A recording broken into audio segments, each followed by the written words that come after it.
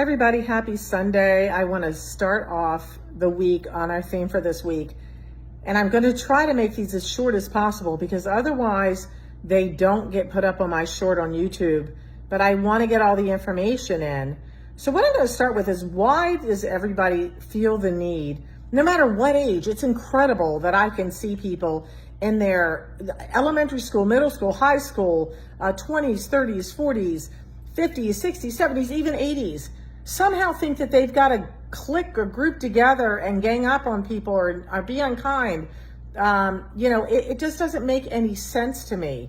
All because they feel they have to fit in and they have to be liked. But being liked by what? By not being authentic, by being ugly, by not feeling good about what you do at the end of the day, that you can't really look in the mirror and feel good about who you are and what you do. What are we teaching our children? What are you showing them? It's not what you're saying, it's what you're doing, the behavior they're watching. And what kind of world will we have, and how boring would it be if there was not any differences?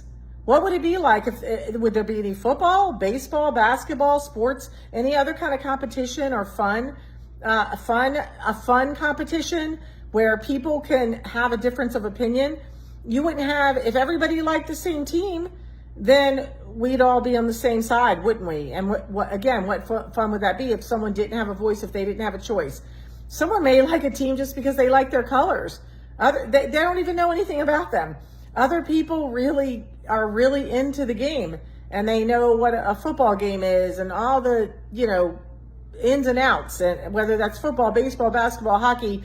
I'm not going to name them all, but there are differences for a reason.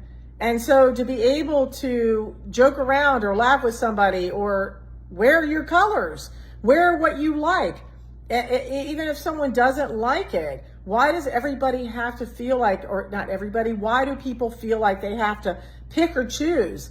Just because you don't like something, or you don't think it looks good on you, or it was not your favorite color or your favorite choice, your favorite restaurant, your favorite food, your favorite country, your favorite state.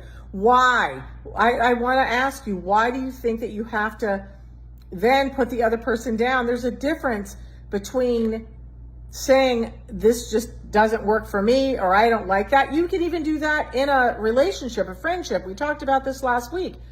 You can say it doesn't work for me, but you don't have to find something wrong with the situation, with the person, with who they choose as a mate in life, who they choose for their sports team, who they choose, where they choose to live, who they choose to love, who their friends are. If you can't put those differences aside, then why would you expect someone to do that for you? Why can't we just allow people to be who they are when it's not hurting you in any way? Nothing that someone says is being derogatory or pointed towards you. And that's what I want to talk about tomorrow. It's not even rejecting the person, but rejecting what they don't like. So then on the other end, when you say, well, I don't really care for that color, or I don't really care for that team, then they get offended. Why would you get offended? Because someone doesn't agree with your opinion or your likes.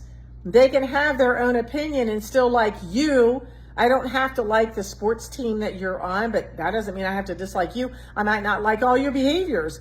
Doesn't mean I don't like you. You may make an offer for me to do something that I'm just not comfortable with, and I may say, I don't really want to do that. It's just not for me. But people take it as a personal rejection. That's where all the anger and the hostility comes from, is it's taken personally, and then people's emotions get involved, and they end up saying and doing things that they shouldn't do.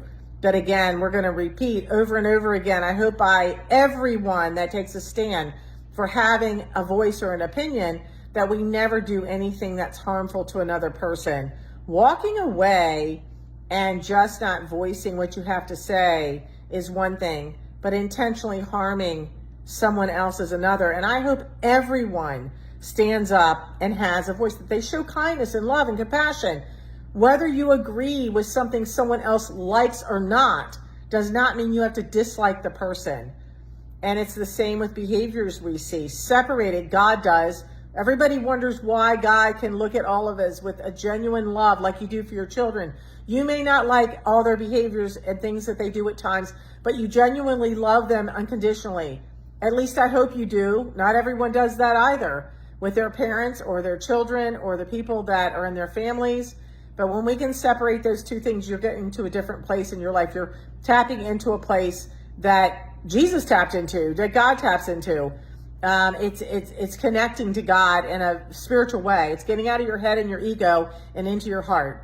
So I'm going to take pieces of this message and put them up, but you can watch the full video on my YouTube channel.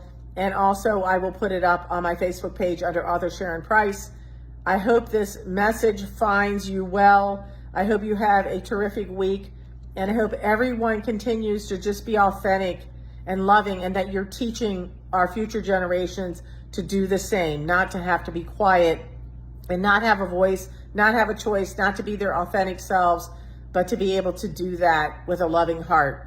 So if you're ever in doubt, if it's coming out of your mouth, filter it through your heart first before it goes from your head, which is sometimes spills right out of your mouth with no filter. Filter it through your heart. Is it something that is going to be useful to that person?